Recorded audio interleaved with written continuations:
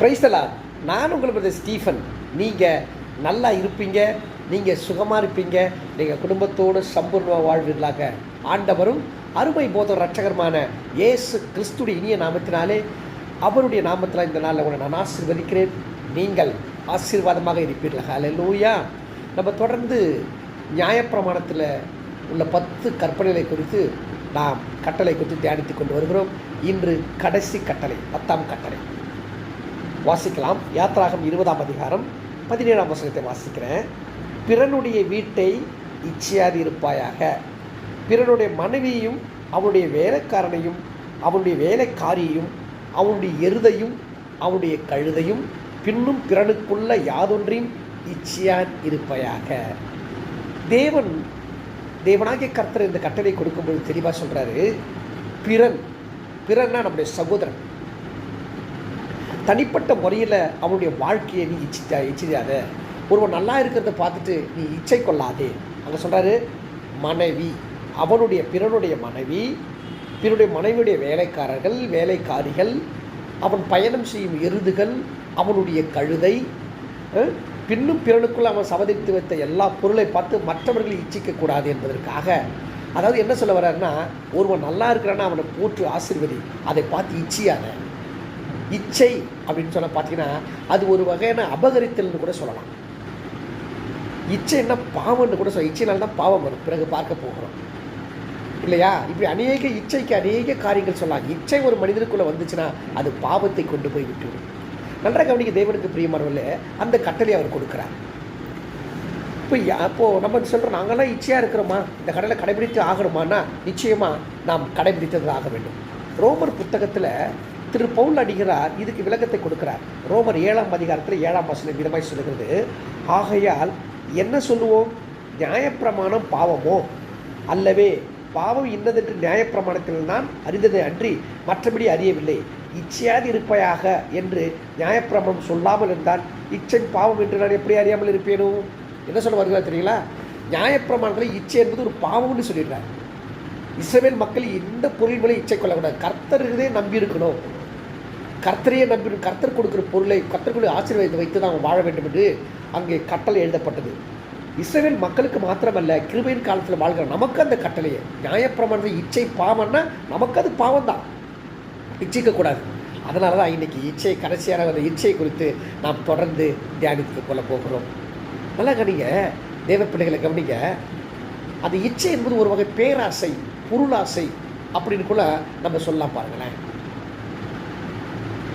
நல்லா கவனிக்க தேவனுக்கு பிரியமான பிள்ளைகளை. ஒரு பொருள் மேலே இச்சை வைக்கிறதுக்கு அவனுக்கு பேர் துன்மார்க்கன் என்று சொல்லப்படுகிறது. சங்கீத புத்தகத்தில் 10ஆம் சங்கீதம் விதமாக சொல்லுகிறது பாருங்க, 2ஆம் வசனம்.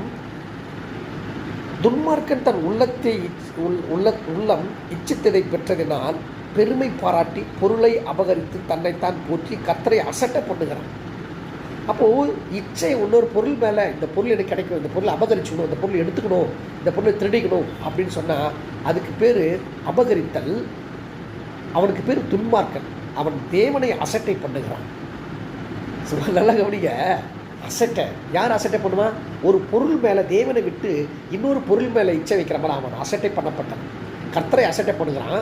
2வது, அவன் பெருமைக்காரன், பொருளாசைக்காரன் என்று சொல்லப்பட்டிருக்கிறது. அங்கே மனைவின்னு சொல்கிறார்.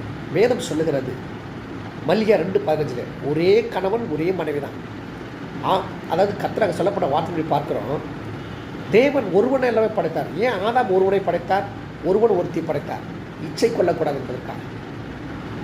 அவன் மூலம் பரிசுத்த சந்ததி உருவாக, பரிசுத்த சந்ததி. ஆனால் இன்றைக்கு பாருங்கள், நமக்கு இந்த பொருள் கிடைக்கலையே, நமக்கு அது கிடைக்கலையேன்னு சொல்லி நம்ம அலையும் பாருங்களேன். ஒரு உதாரணத்துக்கு சொல்கிற பாருங்கள், திருமணம் என்பது தேவன் நிச்சயிக்கப்பட்டிருக்கு. திருமணம் செய்வாங்க பாருங்கள். கொஞ்சம் நாள் ஆன பிறகு மனைவி பார்த்து புளிச்சு போயிடும். அவன் யோசிப்பான், அடுத்தவன் புதிய திருமணம் பண்ணின்னு வரும்போது அவன் நல்ல ஒரு அழகான ஒரு பெண்ணை கட்டி வந்து பார்ப்பான், நம்மளுக்கெல்லாம் ஆட்சிக்கு ஒரு மனைவி. அதே போல் தான் மனைவின்னு நினைப்பான், நம்மளுக்கெல்லாம் ஆட்சிக்கிறான் ஒரு கணவன். அதுக்கு பேர் என்னன்னா இச்சை. கர்த்தர் உனக்கு கொடுத்த ஸ்திரீயோட பூலோகத்தில் நீ வாழ கற்றுக்கணும் இல்லையா? உன் இளம் மனைவியை நீ சந்தோஷப்படுத்து. அடுத்தவன் நல்லா அடுத்தவன் டாக்டரை கல்யாணம் பண்ணிட்டான், இன்ஜினியரை கல்யாணம் பண்ணிட்டான், விஞ்ஞானியை கல்யாணம் பண்ணிட்டான், இப்படியெல்லாம் இச்சை கொள்ளக்கூடாது. அடுத்தவன் பொருள் மேலே இச்சை கொள்ளக்கூடாது. அதெல்லாம் முதல்ல சட்டத்தில் எழுதுறாது, இச்சை கொள்ளாது இருப்பீராக. அது மாத்திரமல்ல பொருள், நம்மக்கிட்ட இந்த பொருள் இல்லையே அப்படின்னு சொல்லி மற்ற பொருள்களை இச்சை பார்த்தாலே இச்சை.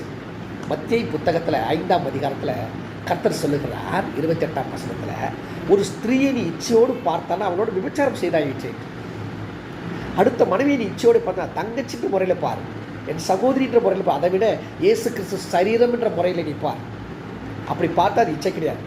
எனக்கெல்லாம் வந்துட்டு இருக்குதே கலரான பொண்ணை வேணும், பளிச்சிருப்போம், இப்படியெல்லாம் எதிர்பார்க்காதீங்க. கர்த்தர் உனக்கு என்ன கொடுக்குறாரு அதனோட வாழ கற்றுக்கணும்.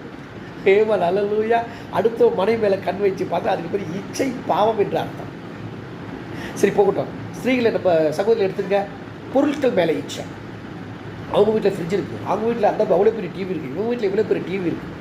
என்னதான் ஒரு 1000 கணக்கில் ஒரு பட்டு புடவை வச்சுருந்தா கூட அடுத்தவங்க ஒரு புடவை கட்டி வந்தோன்னா அந்த புடவை நல்லா இருக்குல்ல அப்படின்னு சொல்லுவாங்க நம்முடைய தமிழ்நாட்டின் சகோதரிகள். அதே மாதிரி தான் கணவர் மாத்திரம் அப்படி பண்ணல, இந்த எப்படி இருந்தாலும் BMW கார் வாங்கணும், எப்படி இருந்தாலும் நல்லது, ஆசைப்படுவது நல்லது. அடுத்தவன் பொருள் மேலே ஆசைப்படுவது தவறு. அந்த காலத்திலே கர்த்தருக்கு அதை கண்டித்து உணர்த்திருக்கிறார், அடுத்தவன் பொருள் மேலே இச்சை கொள்ளாதீர்கள். அல்லேலூயா. என் அன்பு தேவனுக்கு பிரியமான பிள்ளைகளை சில பேர் ஒன்றுமே எல்லாம் கூட இருக்கிறதா நினச்சிப்பாங்க. அடுத்த பொருள் மேலே அப்படி ஆசைப்படுவாங்க, இது வாங்கலாம் அதை வாங்கலாம் அதை வாங்கலாம். கர்த்தர் என்ன கொடுக்குறோ அதை பெற்றுக்கொள்ளுங்க. கலாத்தியர் புத்தகத்தில் 6ஆம் அதிகாரத்தில் விதமாக சொல்லுகிறது, ஒருவன் ஒன்றுமே இல்லை தன்னை ஒரு பொருட்டாக எண்ணி கொள்வானா. அப்படின்னா அர்த்தம் ஒன்றுமே இல்லைன்னு அடுத்த பொருளை இச்சையாக பேசுவான். அதை வச்சிருக்கிறேன், இதை வச்சிருக்கிறேன், அந்த பொருள் வாங்குறேன், இதை வச்சுருக்கேன், கார் வச்சுருக்கேன், ஹெலிகாப்டர் வச்சுருக்கேன், இப்படியெல்லாம் பேசுவாங்க. இதெல்லாம் அந்த பொய்யின் மாத்திரையில் கர்த்தருக்கு பிடிக்கவே பிடிக்காது. சரி போகட்டும் பாருங்க. நன்றாக கவனிக்க தேவ பிள்ளைகளை, இன்றைக்கி சுய இச்சையில் தான் மனுஷன் வாழ்கிறான். இவன் ஒரு மனுஷனுக்கு எப்படி இச்சை வருது, ஒரு மனிதனுக்கு எப்படி இச்சை வருதுன்னா இச்சை தன்னுடைய இருதயத்திலிருந்து வருது. பாருங்களேன், தன்னுடைய இருதயத்திலிருந்து வர்றதுக்கு பேர் சுய இச்சை. கர்த்தருக்கு தெரியும் உனக்கு என்ன தேவைன்னு சொல்லிட்டு. ஐயா, ஒரு தாய்க்கு தேவை மகனை படைத்து குழந்தையை உண்டாக்கி உருவாக்கி பெற்றெடுக்கும் போது அதுக்கு என்னெல்லாம் கொடுக்கணும். 1 மாதம் குழந்தை இருக்கும்போது என்ன கொடுக்கணும், சக்கரை தண்ணி, அப்புறம் பால், அப்புறம் பருப்பு சாதம், கீரை சாதம், கறி சாதம், இப்படி கொடுப்பாங்க. அதே போல் தான் நம்முடைய தகப்பன் ஆண்டவராக இயேசு கிறிஸ்து நமக்கு என்ன தேவை, எந்த நேரத்தில் என்ன தேவைன்னு அவருக்கு தெரியும். அகல கால் வைக்கக்கூடாது, வழிக்கிட்டு விழுந்துருக்கும். அல்லேலூயா. அதாவது இச்சை வருவதுக்கு காரணமே நம்முடைய இருதயம் என்று சொல்லப்பட்ட வார்த்தை பார்க்கணும். இருதயத்தில் என்ன தோணுகிறோமோ அதை இச்சையாய் வெளியே வரும். நல்லதாய் நம்ம நினச்சோம்னா நல்லதே, கெட்டதாய் சொன்னால் கெட்டது. அது பொருட்கள் மேலே சுய இச்சை, சுய இச்சை மனிதனுடைய இருதயத்திலிருந்து உருவாகுது என்று கொண்டு பார்க்கணும். யாக்கோபு 1ஆம் அதிகாரத்தில் நான் வாசிக்கிறேன், 14-15 வாசிக்கிறேங்க. அவனவன் தன் சுய இச்சையினால் இழுக்கப்பட்டு சிக்குண்டு சோதிக்கப்படுகிறான். பின்பு இச்சையானது கர்ப்பம் தரித்து பாவத்தை பிறப்பிக்கும், பாவம் பூரணமாகும் போது மரணத்தை பிறப்பிக்கும். அதுக்கு பிள்ளைகளே, அப்போ ஒரு மனுஷன் இச்சைனா இருதயத்தில் வருது, அந்த இச்சை வளர வளர வளர பாவமாக போய்விடுகிறது. அந்த பாவம் ஒரு மனுஷனுக்கு மரணத்தை கொண்டு வந்துவிடுகிறது.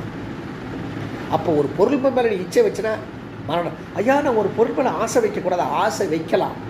நீ உழைச்சி நீ சம்பாதித்த ஆசைகள், அடுத்தவன் பொருள் மேலே ஆசைகள் இப்படி இருக்கணும், அது எனக்கு இல்லையே, அது எதுக்கு இல்லையே, முதல்ல இல்லையே என்று சொல்கிறது கூட ஒரு இச்சை. அவனுக்கு அது இருக்குது, எனக்கு இல்லையே, எனக்கு அவன் வசதியாக இருக்க நான் இல்லையே, அவனுக்கு அப்படியேப்பட்ட நல்ல பைக்கு காரணம் வச்சு எனக்கு இல்லையே அப்படின்னு நினச்சாலே அது பாவம். நீ சம்பாதி, கர்த்தர் உனக்கும் திராணை கொடுத்துருக்கிறான். சரி போகட்டும் அன்பு பிள்ளைகளை. அப்போ நன்றாக கவனிங்க, எது வேணுமோ நம்ம கர்த்தரை நோக்கி கேட்போமே. அதே யாக்கோபு 1ஆம் அதிகாரத்தில் இவ்விதமாக சொல்லுகிற வார்த்தை குறித்து நம்ம பார்க்குறோம். பாருங்க பிள்ளைகளை, நன்மையான எந்த ஈவும் பூரணமான எந்த வரும் பரத்திலிருந்து உண்டாகி ஜோதிகளின் பிதாவிலிருந்து இறங்கி வருகிறது, அவரிடத்தில் யாதொரு மாறுதலும் யாரொரு வேற்றுமை நிழலும் இல்லை. எந்த பொருளை நம்ம பரலோகத்தை நோக்கி கேட்கலாம், ஆண்டவரே எனக்கு இது தேவை. நல்லா கவனிங்க, மத்திய புத்தகத்தில் சொல்கிறாரு, உனக்கு முன்பாக நீ ஜெபம் பண்ணுவதற்கு முன்னாடி உனக்கு என்னது தேவைன்னு நான் அறிந்திருக்கிறேன், நான் கொடுக்குறேன் உனக்கு. அடுத்த பொருள் மேலே, அடுத்த மனைவி மேலே, அடுத்த பிள்ளை மேலே, அடுத்த கழுதை மேலே, அடுத்தனுடைய பொருள் மேலே உலக பொருள்படி ஆசை வைக்கவே வைக்காது என்று சொல்லுகிறதை கொடுத்து பார்க்கிறோம். நன்றாக கவனிக்க பிள்ளைகளை. அது மாத்திரமல்ல, இந்த சுய இச்சையினால்தான் இன்றைக்கி பிரச்சனையே வருது. பாருங்கள், ஒரு நாட்டுக்கு சண்டை வர்றதுக்கு காரணம் என்ன, சகோதரன் சண்டை வர்றதுக்கு காரணம் என்ன, உலகில் அங்காளி பங்காளிக்கு சண்டை வர்றதுக்கு காரணம் என்ன, பொருட்கள் மேலே இச்சை, உலகத்தின் பொருட்கள் மேலே இச்சை. இப்போ ஒரு அண்ணன் தம்பி 4 பேர்லாம் சொத்துக்கு அடிச்சுப்பான், எனக்கு அது ஓணும், எனக்கு இது ஓணும், எனக்கு கார்னர் நல்ல லேண்டு ஓணும், எனக்கு இந்த பக்கம் லேண்டு ஓணும், சண்டை போட்டுப்பான். பொருட்கள் மேலே, உலக பொருட்கள் மேலே இச்சை. யாக்கோபு 4ஆம் அதிகாரம் இவருமாய் சொல்கிறது, உங்களுக்குள்ளே யுத்தங்களும் சண்டைகளும் எதனால் வருகிறது, உங்கள் அவைகளில் போர் செய்கிற இச்சை இருக்கிறதுனால் அல்லவா என்று சொல்லதை கொடுத்து நம்ம பார்க்கிறோம். பிள்ளைகள், தேவ பிள்ளைகளை கவனிங்க, நம்ம அந்த பொருளை இச்சத்தினால, உலக பொருளை இச்சத்தினால நமக்குள்ள அவயங்களிலே, அவயம்னா நம்முடைய இருதயத்தில் உங்கள் அவயங்களிலே போர் செய்கிற சண்டை போடும் இச்சைகள் அல்லவா? நீங்கள் இச்சித்தும் உங்களுக்கு கிடைக்கவில்லை. நீங்கள் கொலை செய்தும் பொறாமை உள்ளவர்களாக இருந்தும் அடையக்கூடாமல் போகிறீர்கள். நீங்கள் சண்டையும் யுத்தம் பண்ணியும் நீங்கள் விண்ணப்பம் பண்ணாமல் இருந்தனாலேயே உங்களுக்கு சித்திக்கிறதில்லை. நீங்கள் விண்ணப்பம் பண்ணி உங்கள் இச்சைகள் நிறைவேற்றும்படி செலவழிக்க வேண்டும் என்று தகாத விதமாக விண்ணப்படும்படியார் பெற்றுக்கொள்ளாமல் இருக்கிறீர்கள். அல்லேலூயா. உதாரணத்துக்கு ஒன்று சொல்லுகிறேன். அண்ணன் தம்பி 2 பேர் இருக்கிறாங்க. எனக்கு அந்த பக்கம் கார்னர் லேண்டு வேணும், எனக்கு இந்த பக்கம் கார்னர் லேண்டு வேணும், எனக்கு அதுதான் ஒன்று ஜபம் பண்ணுவோம் பாரு. சேஷ்ட புத்திரப்பாகன்னு ஒன்று இருக்குது. எவனுக்கு எந்த இடத்துல லேண்டு கொடுக்கணும், எவனுக்கு எந்த இடத்துல சொத்து கொடுக்கணும், இதுக்கு அண்ணன் தம்பி பிரச்சனை. அதே நேரத்தில் பாருங்கள், நாட்டுக்கு நாட்டு சண்டை. அவன் நாட்டை பிடிக்கணும், இவன் நாட்டை பிடிக்கணும். அது உண்மைதான், நாடுக்கு நாடு சண்டை வரதான் செய்யும்.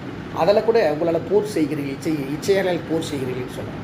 சரி, நாட்டை விடுங்க, அது பெரிய விஷயம். நமக்குள்ளே வந்துக்கல, இன்னொரு பாஸ்ட்டை பார்த்து இன்னொரு பாஸ்ட் புழுகுவான். அவன் நல்லா வசதியாகிறான், நல்லா பெரிய சர்ச்சை கட்டிட்டான், எனக்கு ஒன்றுமே இல்லை, நான் கீத்து கொட்டால மேலே உட்காந்துக்கிறேன். ஈச்சை ஒழுங்கானபடி ஊழியம் செய். அல்லேலூயா. சரி, போகட்ட பிள்ளைகளே, இதில் நிறைய பேசினா ஊழியக்காரர்கள் ரொம்ப கோபமாயிடுவாங்க. எனவே தேவனுக்கு பிரியமான பிள்ளைகளே, நம்ம இச்சை நம்ம இருதயத்திலிருந்து தான் உண்டாக இருக்குது. அது மாத்திரமல்ல, எப்பொழுது நீ பழைய மனுஷனாக இருந்தனா இச்சை உண்டாக தான் செய்யுங்க. பேதுரு அப்போஸ்தலன் விதமாக சொல்லுகிறார். 1 பேதுரு 1ஆம் அதிகாரம் 14ஆம் வசனத்தில், நீங்கள் முன்னே உங்கள் அறியாமலே கொண்டிருந்த இச்சைகள் படி நீ நடவாமல் கீழ்ப்படுகிற பிள்ளைகளாக இருங்க. அப்படின்னா பழைய விஷயத்தை விட்டுருங்க, பழைய மனுஷனை கலைந்து போட்டுடுங்க. பாருங்க, 1 பேதுரு 2ஆம் அதிகாரம் 11ஆம் வசனம், பிரியமானவர்களே, அந்நியர்களும் பரதேசமே இருக்கிற நீங்கள் ஆத்துமாவுக்கு விரோதமாக போர் செய்கிற இச்சைகளை விட்டு விலகி புறஜாதிகள் உங்கள் அக்கிரமத்துக்கான விரோதமாய் பேசும் விஷயத்தில் அவர்கள் உங்கள் நற்கிரைகளை கண்டு அவற்றை நிமித்தம் சந்திப்பின் நாளே அவர்கள் மகிமைப்படுத்தும்படி நீங்கள் அவர்களுக்குள்ளே நல் நடக்கைகளோடு நடந்து கொள்ளுங்கள் என்று உங்களுக்கு புத்தி சொல்லுங்கள். என்ன சொல்ல வர்றதா பார்த்தீங்களா? பழைய வாழ்க்கையை விட்டு. பழைய வாழ்க்கை எப்படி இருந்தது? அடிக்கிறவங்களை, கொலை செய்கிற, மருத்துவமனை இச்சிக்கிறவங்களா, திருடுறவர்களாக இருந்தோம். அது ரட்சிக்கப்பட்டு வேண்டாம் என்று சொல்ல. பழைய மாம்சத்தில் போர் செய்து விட்டுடுங்க. பழைய மாம்சம் இருந்துச்சுன்னா துரு இச்சைக்கு தான் போகணும், இச்சைக்கு தான் இருக்கும். அங்கே பேதுரு, அதாவது எபேசியர் புத்தகத்தில் திரு பவுலடிகள் இதை குறித்து மிக அழகாக சொல்லுகிறார். 4ஆம் அதிகாரம் 22ஆம் வசனத்தில், கவனிக்க தேவ பிள்ளைகளை, அந்தபடி முந்தின நடக்கைக்குரிய மோசம் போக்கும் இச்சைகளாலே கெட்டு போகிற பழைய மனுஷனை நீங்களை கலைந்து போட்டு உங்கள் உள்ளத்தில் புதிதான ஆவி உள்ளவர்களாய், எப்படி சொல்ல ஆரம்பிக்கிறார் பார்த்தீங்களா? மெய்யான நீதியிலும் பரிசுத்தத்திலும் தேவனுடைய சாயலாக சிருஷ்டிக்கப்பட்ட புதிய மனுஷனை தரித்துக் கொள்ளுங்கள். ஒரு மனுஷன் பழைய வாழ்க்கையை விட்டு புதிய வாழ்க்கை இயேசு கிறிஸ்துக்குள் 2:5-17 படி புதிய சிருஷ்டியாக வந்திருக்கிறான். புதிய சிருஷ்டியாக வந்திருக்க மறுபடியும் பழைய வாழ்க்கைக்கு போகிறான். பழைய வாழ்க்கை இச்சை வாழ்க்கை, பாவ வாழ்க்கை. புதிதாக ஆண்டவராக இயேசு கிறிஸ்து சொந்தத்தை ஏற்றுக்கொள்ள அவன் புதிதான வாழ்க்கை வாழ்ந்து காட்டப்பட வேண்டும். இப்போ எந்த பொருட்கள் மேலே இச்சை வரக்கூடாது. அதாவது கொரிந்து புத்தகத்தில் 6ஆம் அதிகாரத்தில் இவ்விதமாக சொல்கிற, முன்னே நீங்கள் வேறு, அதாவது உங்களை வேறு ஆண்டவர்கள் ஆண்டு கொண்டிருந்தார்கள்னே சொல்லி ஆரம்பிக்கிறார். முன்னே நீங்கள் பாவத்துக்கு அடிமையாக இருந்தீர்கள், இப்போது உங்களுக்கு ஒப்புவிக்கப்பட்ட உபதேச சட்டத்துக்கு நீங்கள் மனப்பூர்வமாக கீழ்ப்படிந்தனால தேவனுக்கு சோத்திரம். பாவத்திலிருந்து நீங்கள் விடுதலையாகப்பட்டு நீதிக்கு அடிமையார்கள். என்ன சொல்ல வர்றாருன்னா, ரட்சிக்கப்படுறது முன்பு நீங்கள் பாவத்தில் இருந்தீங்க, இச்சையிலே பாவத்தில் விக்கிர ஆராதனை இருந்தீங்க. ரட்சிக்கப்பட்ட போது நீ பரிசுத்தமாக இச்சை வரக்கூடாது. அல்லேலூயா. பழைய மனுஷன் சாகடிக்கப்பட வேண்டும், புதிய மனுஷன் இச்சை இல்லாத பரிசுத்தம் உள்ள மனிதனாக வாழப்பட வேண்டும் என்று கர்த்தர் விரும்புகிறதை குறித்து நம்ம பார்க்கிறோம் பிள்ளைகளை. இன்றைக்கி பொருளாசை, லூக்கா புத்தகத்தில் 12ஆம் அதிகாரத்தில் கர்த்தர் ஒரு பொருளாசை குறித்து சொல்வார். ஒரு குடியானவன் இருந்தானாம், அவனுக்கு எப்பொழுதும் இல்லாமல் அவனுடைய நிலத்தில் அதிகப்படியான கோதுமை மணிகள் விளைஞ்சதான். அவன் அறுவடை செய்து தன்னுடைய அம்பாரத்திலே, தன்னுடைய களஞ்சத்தில் சேர்த்து வச்சு சொன்னானா, ஓ ஆத்துமாவே, எப்பொழுது விளையாது, இந்த நாள் அதிகமாக கோதுமை விளைந்திருக்கிறது, உனக்காக சேர்த்து வச்சிருக்கிறேன், யாருக்கு நான் கொடுக்கல, சேர்த்து வச்சுருக்கேன், நீ இலைப்பாரி புசித்து குடித்து இலைப்பாரின்னு தன்னை ஆத்துமாவுக்கு சொன்னானா. பொருளாசை. உடனே கர்த்தர் சொன்னார், மதிகடனை இன்று இரவே உன் ஆத்மானை எடுத்துக்கொண்டால் அந்த பொருளெல்லாம் யாருக்கு போகுது? ஏன் பொருள் மேலே இச்சை வைக்கிறாய் என்று கேட்குறான். அல்ல, இன்றைக்கி பண ஆசை, பொருளாசை, இச்சை. பணம் வேண்டும், அளவு இருக்கிறது. 1 தீமோத்தேயு 6:10 பண ஆசை எல்லா தீமைக்கு அடிவேராக இருக்கிறது. பணம் தான். அப்போ இச்சை அவங்கவுங்க கர்த்தர் கொடுத்த பலத்தில் சம்பாதிக்க கற்றுக்கொள்ளப்பட வேண்டும். சங்கீத புத்தகத்தை அழகாக சொல்லலாம். எப்படி இருக்கணுமா? சங்கீத புத்தகம் சொல்கிறாரு, சங்கீதத்தில் 119ஆம் சங்கீதத்தில் மிக அழகாய் சொல்லப்பட்ட ஒரு வார்த்தை படிப்பது தாவீது சங்கீதத்தை சொல்லலாம், அல்லது ஏஷ ஜபக்குழு சங்கீதத்தை கூட அதை சொல்லலாம். சங்கீதத்தில் 119ஆம் சங்கீதத்தில் 36ஆம் வசனம் இதுமாதிரி சொல்லுகிறது. நான் வாசிக்கிறேன் பாருங்கள். இவ்வளோ அழகாக சொல்லப்படும் 36ஆம் வசனம் அல்லது 72ஆம் வசனம்.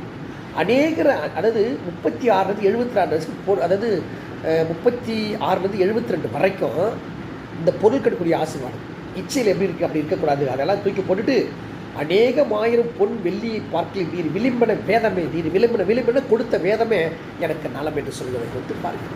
பிள்ளைகளே, நம்முடைய வாழ்க்கையில் இச்சைகள் ஒரு நாளும் காணப்படக்கூடாது.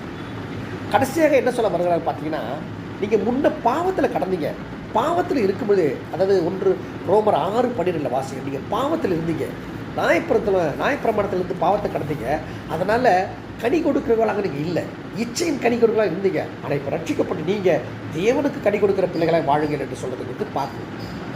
அது மாத்திரம் பிள்ளைகளை நம்ம மரணத்துக்கு ஏதுவான கனி கொடுத்தோமா அதாவது ரோமர் 7:5 வாசிக்கிறோம். பாவ இச்சைகளில் மரணத்தின் கனிகளை கொடுக்குறாரு நம்ம மாற்றி நமக்குள்ளது இச்சைகளை எடுத்து போட்டு நீங்கள் தேவனுக்கு கனி கொடுக்குற பிள்ளைகளை மாற்றினாராம். அப்படி இருக்கும்பொழுது பிள்ளைகளை நாம் எப்படி வாழ்ந்து காட்ட வேண்டும்? கடைசியாக ரோமர் சபைக்கு பவுல் அறிவுரை கொடுக்குறது கொடுத்துப்பாரு, இச்சை இருக்கக்கூடாது அப்படின்னு சொல்கிறார் பாருங்க. ரோமர் 13:14 இவர் மாதிரி சொல்லுகிற, துர் இச்சைக்கு இடமாக உடலை பேணாமல் இருந்து கர்த்தராக இயேசு கிறிஸ்துவை தரித்து கொள்ளுங்கள். எவ்வளோ அழகாக சொல்லி முடிக்கிறது குறிப்பாக நம்முடைய ஒரு சரீரத்தில் இருதயத்தில் துர் இச்சைகள் காணப்படக்கூடாது. நம்முடைய ஒரு சரீரத்தை மிகவும் பரிசுத்தமாக்கணும். அடுத்தவங்க சரீரத்தை இச்சைக்கூடாது, அடுத்தவன் மனைவி இச்சைக்கூடாது, அடுத்தவன் பொருளை இச்சைக்கூடாது. துர் இச்சை அதுக்கு பேர். ஆக பிள்ளைகளை அப்படிப்பட்ட வாழ்க்கை நம்ம வாழ்ந்து காட்டணும். துர் இச்சை இல்லாமல் பரிசுத்தமான வாழ்க்கை வாழ்ந்து காட்ட வேண்டும் என்று ரோம சபைக்கு பவுல் எழுதி கொடுத்து பார்க்குறோம். கலாத்திய சபைக்கு சொல்கிறாரு 5ஆம் அதிகாரத்தில் 24 கிறிஸ்து உடையவர்கள் தங்கள் மாம்சத்தையும் அதன் ஆசை இச்சைகளையும் சிலுவிலை அறந்திருக்கிறார்கள். கிறிஸ்துவுடையவர்கள் தங்கள் மாம்சத்தையும் அதன் ஆசை இச்சைகளையும் சிலுவையிலே அறந்திருக்கிறார்கள். அல்லேலூயா. நம்ம ஆசை இச்சையெல்லாம் ஆண்டவரை இயேசு கிறிஸ்து எல்லாவற்றையும் சிலுவையில் அறந்துட்டாங்க. நீங்களும் சிலுவையில் அறையணும். அதை விட்டு இன்றைக்கு நான் இச்சையாக வாழ்வேன், அர்த்தமான பொருள் பாவத்தோடு வாழ்வேன், அந்த வாழ்க்கைக்கு நம்மளை அழைக்கல பிள்ளைகளை. பிள்ளைகளை நன்றாக கவனிங்க. 1 யோவான் புத்தகத்தில் 2ஆம் அதிகாரம் 17ஆம் வசனத்தை வாசித்து நம்ம முடிக்கலாம் பாருங்க. மிக தெளிவாக சொல்லப்படும் எப்படி ஒருத்தன் பிழைப்பான். இச்சை இருந்தால் ஒருத்தன் பிழைக்க முடியாது, ஆனால் இச்சையோடு இருந்தால் ஒருத்தன் பிழைக்க முடியாதுன்னு சொல்லி எழுதுறதை கொடுத்து பார்க்குறோம். 1 யோவான் 2ஆம் அதிகாரம் 17ஆம் வசனம். உலகமும் அதை இச்சையும் ஒழிந்து போய் நல்லா கவனிங்க. நீங்கள் உலகத்துக்கு வாழ்ந்து கொண்டிருக்க உலகமும் அதில் இச்சையோடு அனுபவித்து சேர்த்து வைத்திருக்கிற அந்த பொருளும் ஒழிந்து போயிடும். தேவனுடைய சித்தத்தின்படி செய்கிறவன் எவனோ அவர் என்றென்றைக்கும் நிலைத்திருப்பான். அல்லேலூயா சொல்லலாமா? தேவனுக்கு பிரியமானவர்களே, என்றையோட 10 கற்பனையை முடிக்கிறேன். கடைசி கற்பனை, அடுத்தவன் பொருள் மேலே, அடுத்தவன் மனைவி மேலே, அடுத்தவன் சரீரத்தின் மேலே, அடுத்தவன் ஆளுகின்ற பொருட்கள் மேலே இச்சை கொள்ளாது. அதாவது எனக்கு கிடைக்கலையே என்று அநியாயமே பார்க்காத, அது பாவத்தை கொண்டு போய்விடும். நீ என்னதான் சேர்த்து வச்சா கூட இந்த உலகம் அழியும் போது பொருளும் அழிந்து போய்விடுவான். ஆனால் கர்த்தருக்குள்ளே சித்தத்துக்குள்ளே கர்த்தருடைய சித்தவனை தெரிந்து அறிந்து நடக்கிறான் தான் அவன் தான் பாதுகாப்பட இருப்பான் சொல்லப்பட்ட வார்த்தை பாருங்கள். எனவே இந்த நாளில் 10 கற்பனை கேட்ட யாவரையும் உங்களை ஆசீர்வதிப்பாராக. உங்கள் குடும்பங்கள், பிள்ளைகள், உங்கள் வேலை ஸ்தலங்கள், உங்கள் வருமானங்கள், ஊழியங்கள், உங்கள் நலமான காரியங்கள் எல்லாவற்றையும் கர்த்தர் ஆசீர்வதித்து தருவாராக. God bless you. Praise the Lord.